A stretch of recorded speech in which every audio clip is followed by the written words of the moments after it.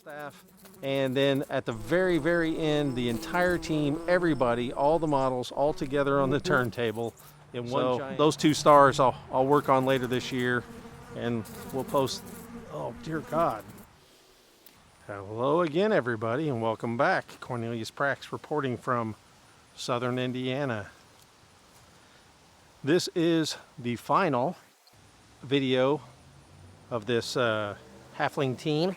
Today we will be looking at the positional players and some supporting staff for the team.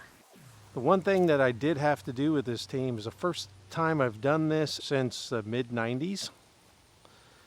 And that is have to paint a color-coded, brightly colored base ring. I've been painting all of my base rings the same for a long time.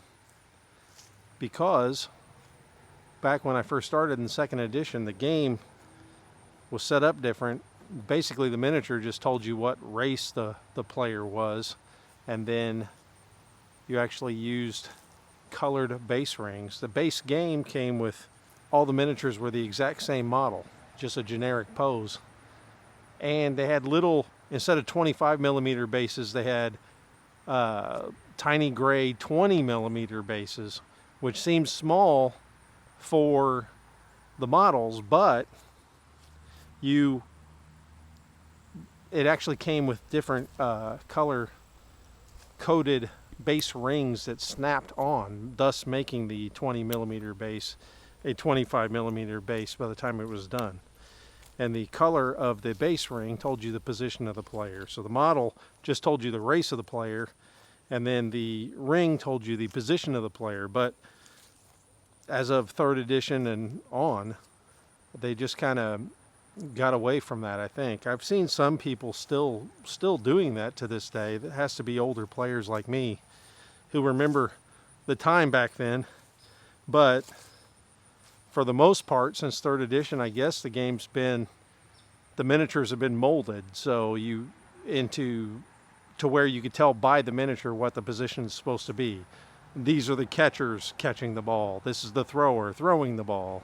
So the blockers, the blitzers, you could tell what position the player was supposed to be by the actual mold of the miniature itself. But in this situation, all of my random old school 2nd and a little bit of 3rd edition halflings, they were just halflings. So there wasn't really positions. But now with the new system, the new game having the Heftys and the Catchers, which we had catchers in 2nd edition, so there were yellow bases for halflings, but that was it. So the yellow meant they were catchers, and the white meant they were throwers. The red meant they were blitzers. The green meant they were blockers.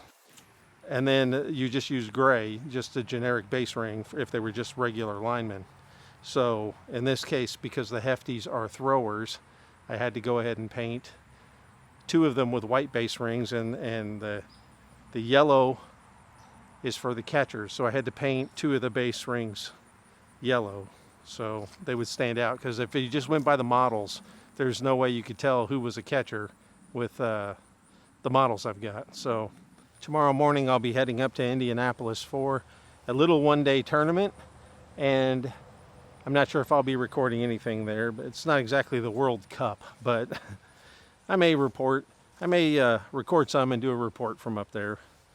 Not sure. Maybe I'll live stream. No, that's not going to happen, but I'll probably record something up there and post it at a later date.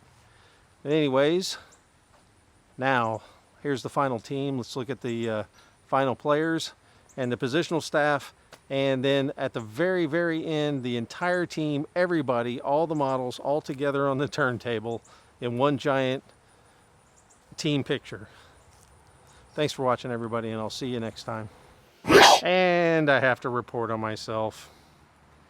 There's actually 2 stars on the team, and I didn't get them painted in time.